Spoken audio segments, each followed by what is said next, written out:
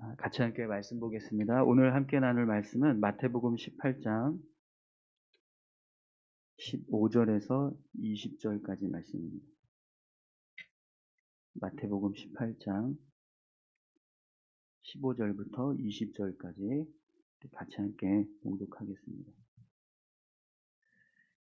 내 형제가 죄를 범하거든 가서 너와 그 사람과만 상대하여 권고하라.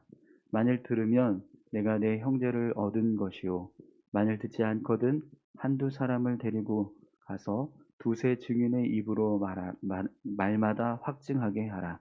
만일 그들의 말도 듣지 않거든 교회에 말하고, 교회의 말도 듣지 않거든 이방인과 세리와 같이 여기라. 진실로 너희에게 이르노니 무엇이든지 너희가 땅에서 내면 하늘에서도 매일 것이요, 무엇이든지 땅에서 풀면 하늘에서도 풀리리라. 진실로 다시 너희에게 이르노니 너희 중에 두 사람이 땅에서 합심하여 무엇이든지 구하면 하늘에 계신 내 아버지께서 그들을 위하여 이루게 하시리라. 두세 사람이 내 이름으로 모인 곳에는 나도 그들 중에 있느니라. 아멘. 한 번 더 기도하겠습니다. 하나님 감사합니다. 오늘도 귀한 말씀을 함께 나눕니다. 말씀 가운데 하나님 함께 해주시고 이 말씀 붙잡고 믿음으로 살아갈 수 있도록 인도하여 주시옵소서. 하나님 말씀을 전합니다. 전하는 자에게도 은혜 주시고 온전히 주의 말씀만 증거되게 하여 주옵소서. 감사드리며 예수님의 이름으로 기도드립니다. 아멘. 오늘 마태복음 18장 15절에서 20절까지 말씀인데요. 주님이 세우신 교회라는 제목으로 같이 함께 말씀을 좀 나누겠습니다. 여러분, 우리가 마태복음 16장에서 베드로가 예수님을 주는 그리스도시요 살아계신 하나님의 아들이십니다 라는 고백을 했던 모습을 보았습니다. 그때 베드로의 이 고백을 예수님께서 들으시고 두 가지 축복의 말씀을 하셨죠. 첫 번째는 내가 이 반석 위에 내 교회를 세우리니 음부의 권세가 이기지 못하리라 라고 말씀하셨죠. 그래서 베드로가 고백했던 그 믿음의 고백, 신앙 고백 위에 예수님께서 교회를 세우시겠다. 그리고 그 교회는 음부의 권세가 이기지 못하게 할 것이다 라고 말씀하셨습니다. 그리고 나서 또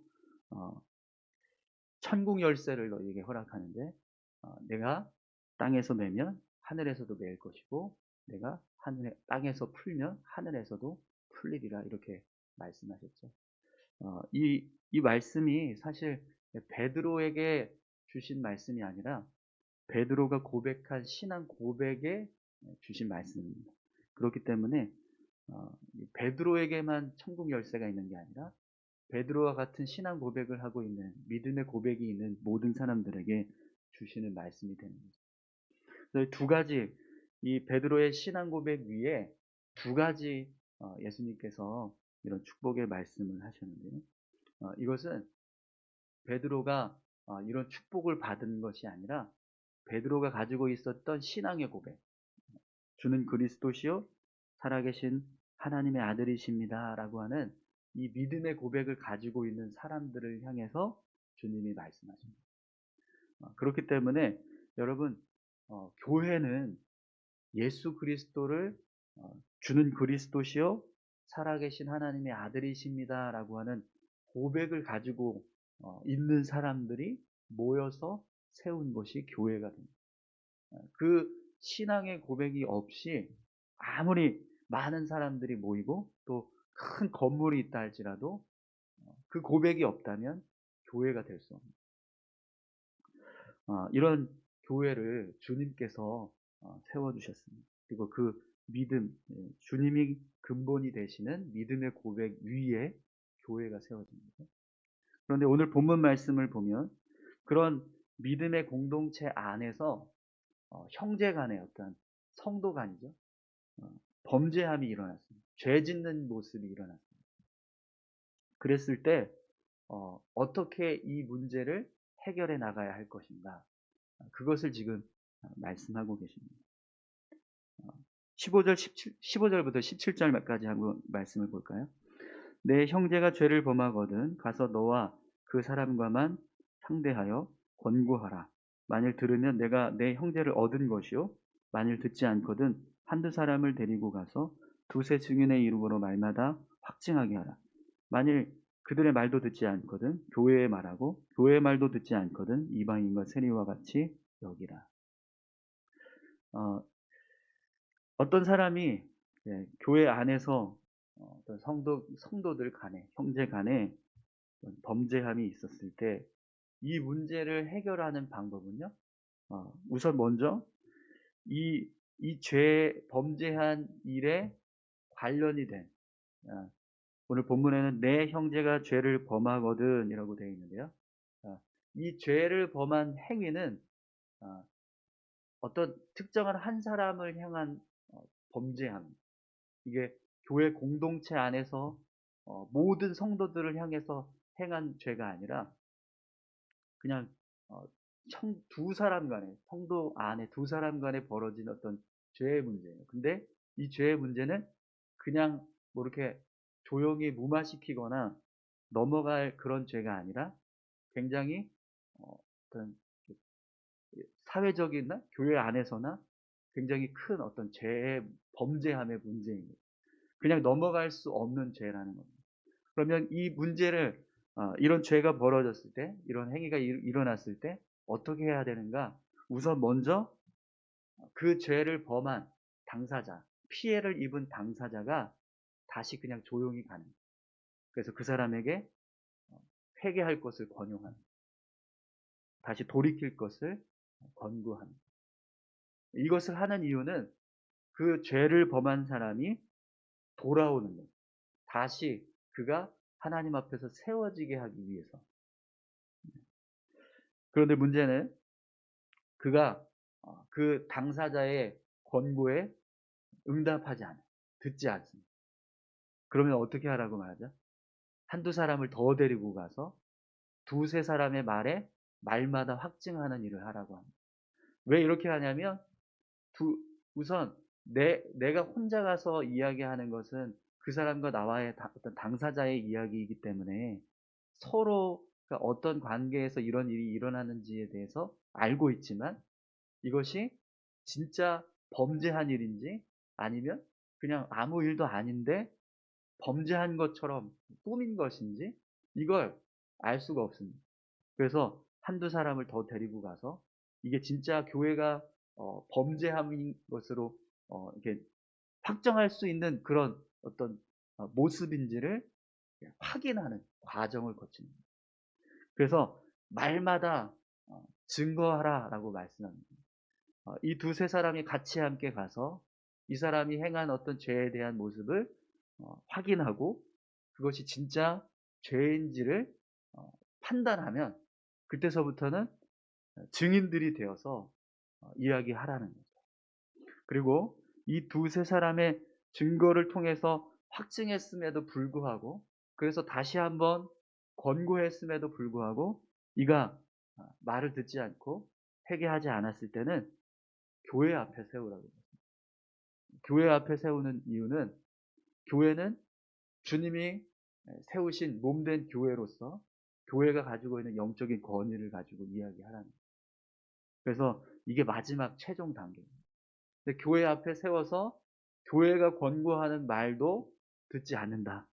그러면 그 범죄한 사람은 성도가 아니라 이방인과 세리처럼 여겨라 라고 말씀합니다. 이 말씀은 어떤 죄를 치리하는 과정을 이야기하는 것처럼 들리지만 사실은 교회가 가지고 있는 권위에 대한 이야기를 합니다. 한 사람이 권고해서 어떤 죄를 범했을 때 회개를 권고했지만 그것을 듣지 않았다. 두 사람이 권고했음에도 불구하고 듣지 않았다. 그랬을 때 교회가 권고했음에도 불구하고 그것마저도 듣지 않았다. 이것은 성도로서의 자격이 없다. 왜냐하면 교회는 하나님께서 세우신 믿음의 공동체. 아까 말씀드렸지만 교회는 어떤 신앙 고백을 가지고 있는 사람들의 공동체라고 그랬죠. 주는 그리스도시요 살아계신 하나님의 아들이십니다. 라고 하는 믿음을 가진 사람들의 공동체라고 했습니다. 주를 주인 삼고 살아가는 사람들이 세운 교회. 그렇기 때문에 그 교회는 주가 주인들. 그 주님이 그 교회를 세우시는 분이라는 거예요. 근데 그 교회가 명령하는 어떤 명령에도 불구하고 그것을 불응하고 응답하지 않는다. 그것은 주님에 대한 믿음의 고백이 없다는 것과 똑같습니다. 주를 그리스도로 인정하는 믿음의 고백을 부인하는 자라는 거예요. 그래서 그 사람은 이방인과 세리처럼 여겨라라고 말씀합니다. 여러분, 오늘 저와 여러분들이 형제를 사랑해서 형제를 아끼는 마음이 있어서 그래서 내가 어떤 누군가를 정말 보호해주고 지켜주고 싶은 마음이 있습니다. 그러나 그것 때문에 교회의 권위가 무너지게 하거나 교회의 질서가 무너지게 하는 것은 하나님이 기뻐하시는 일이 아닙니다. 누군가 나에게 어떤 범죄함이 있었어요. 죄를 지었습니다. 그러면 최선을 다해서 그 사람이 돌아올 수 있도록 기회를 주어야 합니다. 은밀하게 조용히 가서 내가 혼자 이야기하고 그것도 통하지 않으면 두세 사람이 같이 가서 권용하고 또 그것도 안 되면 정말 교회에 세워서 교회의 권위를 가지고 이야기하는 거죠. 죄에 대한 회개의 권유를 계속해서 해야 한다. 그러나 그럼에도 불구하고 회개하지 않는다. 그럼에도 불구하고 돌이키지 않는다. 그러면 성도로서의 어떤 자격을 인정하지 말라. 교회가 가지고 있는 권위가 그렇습니다. 여러분, 교회의 권위는요, 우리가 아무리 인간적인 어떤 관계를 가지고 있고, 사랑하는 마음을 가지고 있고, 오랜 동안 함께 신앙생활을 하고, 어떤 친밀한 관계가 있다 할지라도, 인간적인 어떤 관계들이 형성되어 있다 하더라도, 교회의 권위를 뛰어넘을 수는 없습니다. 교회의 권위 아래에서 이루어져야지, 교회의 권위 이상 넘어가면 그것은 하나님이 기뻐하시는 모습이 아니라는 거죠. 우리가 정말 교회가 하나님께서 세우신 그리고 주님의 몸된 공동체라는 사실을 기억하고 늘 교회의 권위를 인정하고 또 그 권위 안에서 믿음의 모습들을 온전하게 세워가는 그런 귀한 모습들이 우리 가운데 있기를 소망합니다. 이것이 하나님께서 세우신 교회의 질서, 이 질서를 세워가는 것이 또 믿음의 고백을 가지고 있는 우리가 해야 할 일이기도 합니다. 인간적인 모습으로 볼 때는 이게 뭐 좀 너무 야박하다, 너무 매몰차다 그렇게 생각할 수도 있지만 그렇지 않다라는 거예요. 어제 교회 제가 대출금을 갚기 위해서 재정 담당하는 권사님하고 같이 저희 대출 받았던 은행에 가서 이야기를 나누는데 지점장님이 한 1, 2년마다 바뀐대요. 뭐 이렇게 길면 3년 뭐 이 정도 되고 그렇게 짧게 이제 교체가 된다라고 이야기를 하더라고요. 그래서 그 얘기를 듣고 권사님이 아무리 그래도 1, 2년, 3년이면은 되게 짧은 건데 참 그러시겠다고 그러면서 이야기를 하더라고요. 근데 그 지점장님 하시는 말씀이요. 한 곳에 오래 있으면 사고가 납니다. 이런 이야기를 하더라고요. 그래서 계속 이렇게 직원들도 그렇고 지점장도 그렇고 계속 교체를 한다는 거예요. 그러면서 그래도 이렇게 뭐 이렇게 제가 이제 그 이야기를 듣고 그러면은 이제 뭐 조금 이렇게 문제가 생기거나 그러면 어떤 다른 지역으로 이렇게 막 좀 멀리 이렇게 보내기도 하고 그러냐 그랬더니 아니요. 잘라야죠. 그렇게 얘기를 하더라고요. 왜 그러냐면 1원이라도 내 돈 아닌 걸 그 사람이 뭐 이렇게 횡령을 했다거나 어떤 사고를 내서 이게 안 좋은 일이 벌어졌다면 그거는 용납할 수가 없다라는 거예요.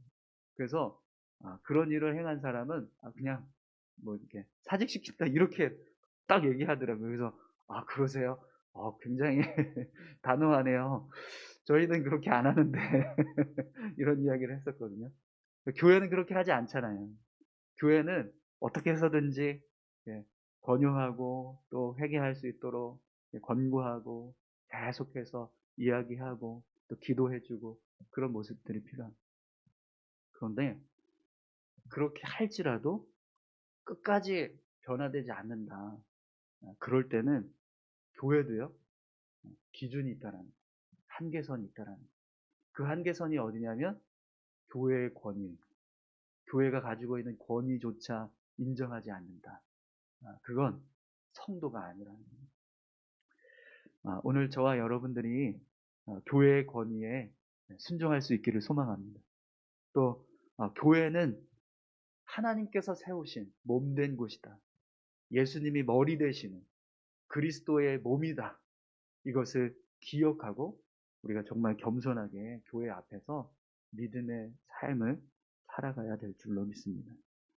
또 여러분, 오늘 본문 말씀을 보면 예수님께서 교회가 가지고 있는 이 영적인 권위에 대하여서 한 가지 더 말씀을 하세요. 우리 18절부터 20절까지 보겠습니다.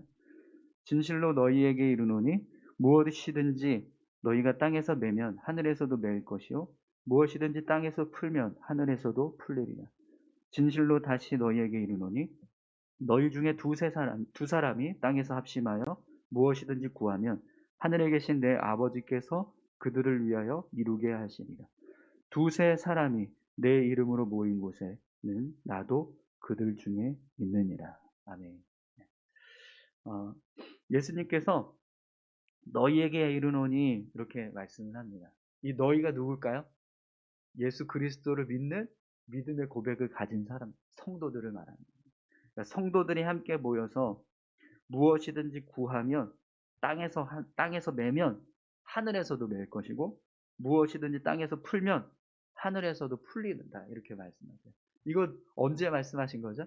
예수님이 베드로가 고백했을 때 말씀하셨던 것과 똑같은 말씀하십니다.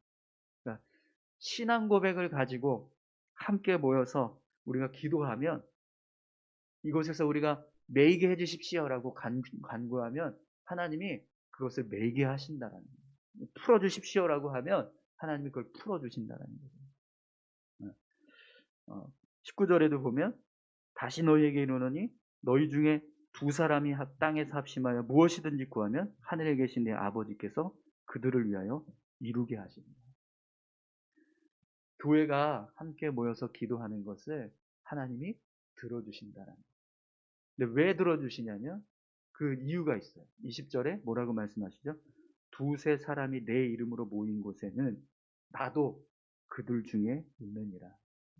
우리가 이거 교회 안에 예수님이 함께 하신다 이 말씀으로 항상 적용해서 이 말씀 보았지만 이 말씀은요 교회가 가지고 있는 영적인 권위를 이야기합니다. 교회는 예수님이 함께 하시는 두세 사람이 그리스도를 고백하는 믿음을 가지고 모여서 교회를 세우고 그곳에서 함께 기도하고 그곳에서 함께 영적인 어떤 신앙생활을 하는 그곳에 누가 계신다고요? 예수님이 계십니다. 그래서 예수님이 직접 그 교회를 세우고 계신다. 그렇기 때문에 여러분 교회는요 우리가 그냥 이렇게 성도들이 모여서 예배드리고 또 뭔가 이렇게 어떤 종교적인 어떤 의식들을 하고 생활을 하고 이런 것으로 해서 그냥 어떤 인간적인 모임 정도로 우리가 생각할 수 있는데 그렇지 않다라는 거예요. 여기에는 주님이 계십니다. 그리고 주님이 우리를 세우고 계십니다. 지키시고 보호하시고 또 이 공동체가 온전하게 서갈 수 있도록 계속해서 끊임없이 일하신다는 거예요. 심지어 우리가 기도하는 것까지 응답해 주실 정도 우리가 이곳에서 매게 하시면 하늘에서도 매게 하실 정도로 하나님은 교회를 위해서 일하고 계신다. 여러분 이런 교회를 우리가 막 함부로 대하거나 하찮게 여기거나 또 교회를 너무 등한히 하거나 또 교회 안에서 뭔가 이렇게 내 스스로 주장되기 위해서 앞서간다거나 이런 모습들, 이런 모습들을 하는 것은 분명한 하나님께서 기뻐하시는 모습이 아닐 것입니다. 오늘 주님이 세우신 교회, 주님께서 세워주신, 주님께서 세우고 계시는 교회, 이 교회 앞에서 우리가 어떤 모습으로 신앙생활을 해야 될까요?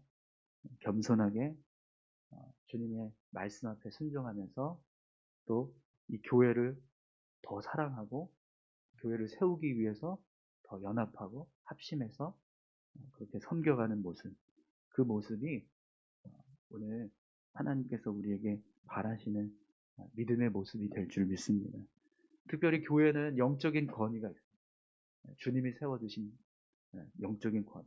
그 권위 앞에는요, 목사건, 장로건, 권사건 상관없습니다. 다 순종해요.